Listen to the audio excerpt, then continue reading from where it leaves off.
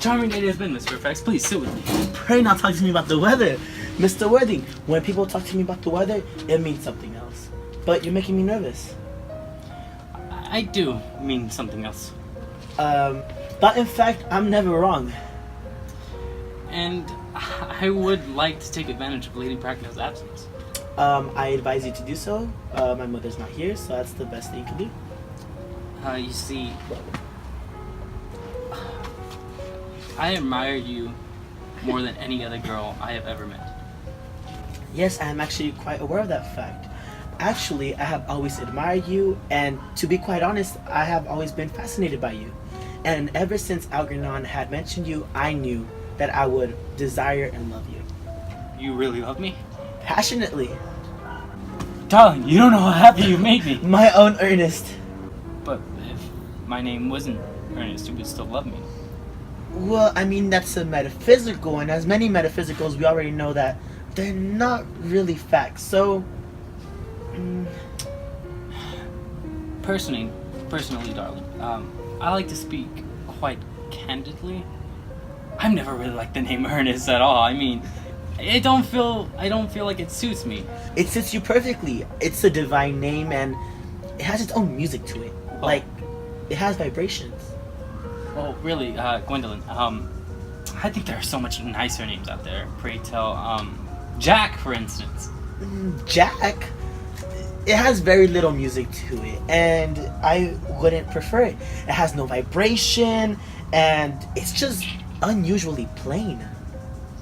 Gwendolyn, I must get christened. I mean, we must get married at once. There's no time to lose. Married, Mr. Worthing.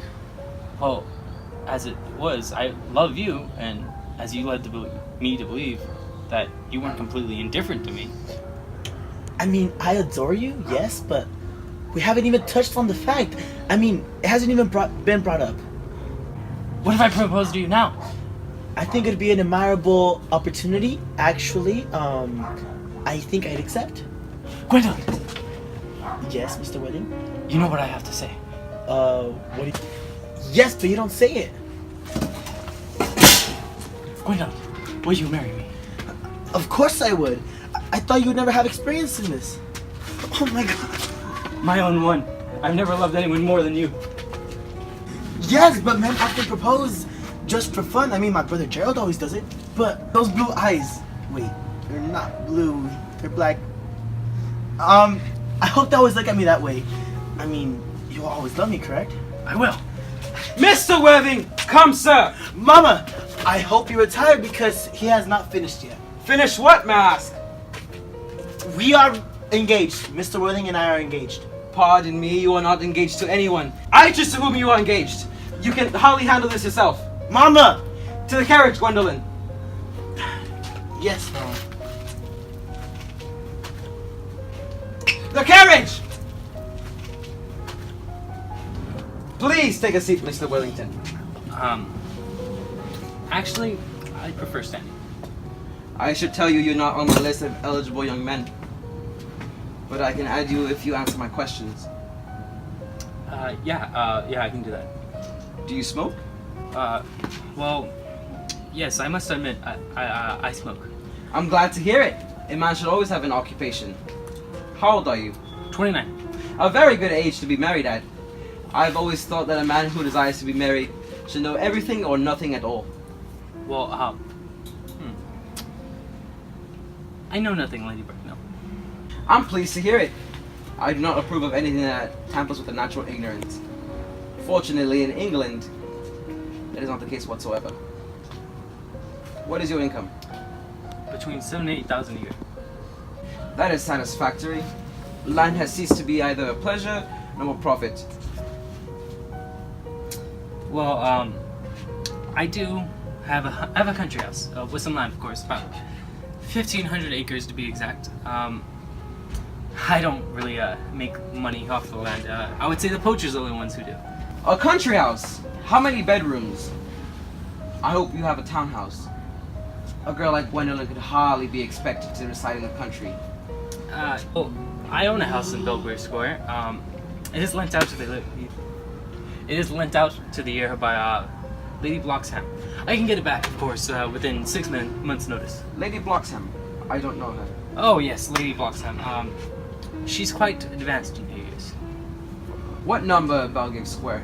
149. The unfashionable side.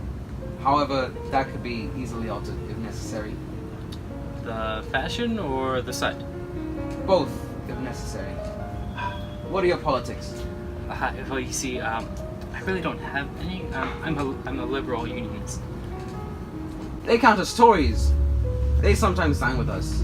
Now, on to some minor matters. Are your parents living? I have lost both my parents. To lose one parent, Mr. Willing, can be regarded as misfortune. To lose two is carelessness. Who was your father?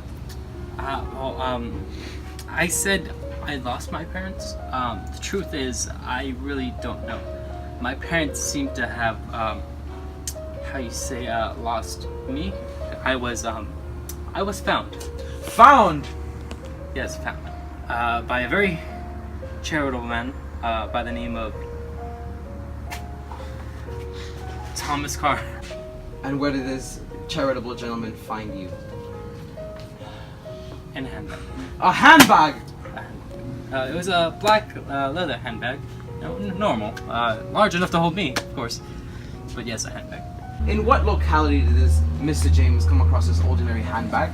At Victoria Station. I was given to him. I was in the cloakroom. I was given to him instead of his actual. May I ask then what you would advise me to do? I hardly need to go without saying, but I would do anything to ensure Gwyneth's happiness. I would strongly advise you, Mr. Worthing, that you try and acquire some relations. I don't know how I would possibly do that. I can get you the handbag. It's at my house in my closet. Would that satisfy you, Lady Bracknell? What has it got to do with me? You can hardly imagine that I and Lord Bracknell would allow our only daughter to marry into some cloakroom. Good morning, Mr. Worthing. Good morning.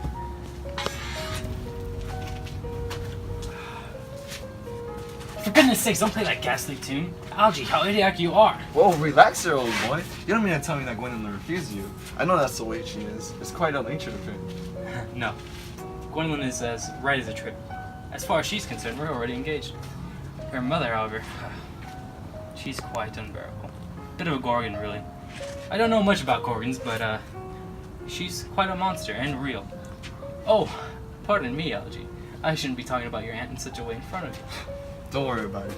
If anything, it's the only thing that allows me to put up with it. That is nonsense. It isn't. Well, I won't argue about this. You always want to argue about things. Well, that's what things were originally made for. If that were true, I'd shoot myself. You don't think Gwendolyn will become like her mother in 150 years, do you, Algie? Well, how women become like their mother? That's their choice. What are you so amused at? I'm just a little bit anxious about Bunbury's. If your pal Bunbury's not careful, he can scrape soon enough.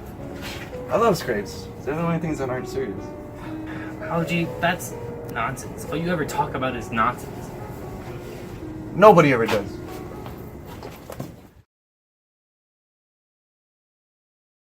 Charming day has been, Miss Fairfax. What? I must get christened. I mean, we must get married at once, Gwendolyn. There's no time to lose. Married, Mr. Worthing. You sound like a Scottish dude. Yeah, I like how your accent changes, dude. I'm sorry. I'm trying to make like an accent of some sort. I must get christened. I mean, we must get married at once. There's no time to lose. Married, Mr. Worthing.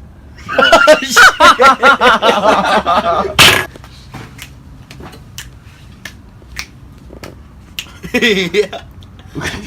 Yes, but man, I can propose just for fun. I mean, my brother Gerald always does it. But, oh, Ernest, your blue eyes, they're black. What? You're both leaving, dude. Dude. Yeah, should I look to the camera?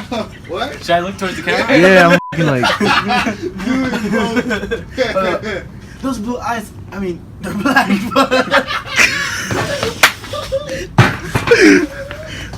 They do.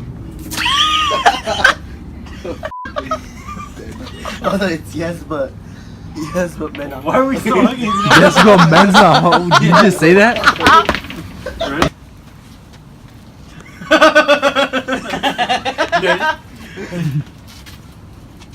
Hurry the fuck Mr. Worthing, Mama! come, sir. Sorry. I'm not gonna do the crest of the face. That was weird. I felt your beard. That was. I'm gonna grab your shoulders. Wait, what did I say? Oh, ready? Oh, sorry, all over again. Ready? 3, 2, 1. Bro, this is an excuse to, like, so I can keep touching you. No. Ready? 3, 2, 1. I choose to whom you are engaged. It is hardly a matter you can handle yourself. What the? Okay, ready? That's good. Why I don't know what that is. I'm just dishing shit out, dude. Okay. Let's finish this. Come on, let's go. Okay, let's finish. Alright. I don't know how I would possibly do that. I can get you the handbag. It's at my house in my closet. Would that satisfy you, Lady Bracknell? What has that to do anything with me? You're good. You just stand up. Just storm up. What has that to do anything with me? You can hardly imagine that I and Lord Bracknell would allow our only daughter to...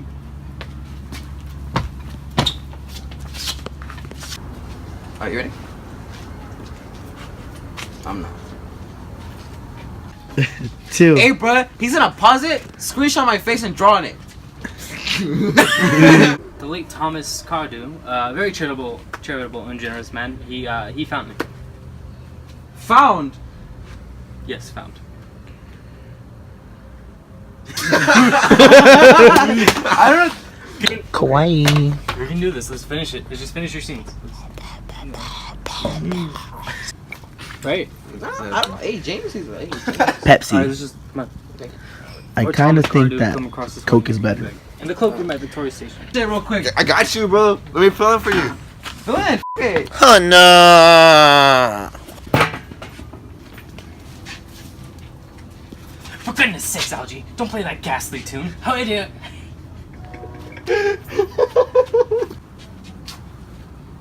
You don't think in about 150 years Gwendolyn would become like her mother, do you, Algie? Yeah, how am I getting my big Hollywood breakdown when he's surrounded by losers? He's right though, bro. I'm just a cameraman. We have. I would extremely like to meet them. What do they talk about?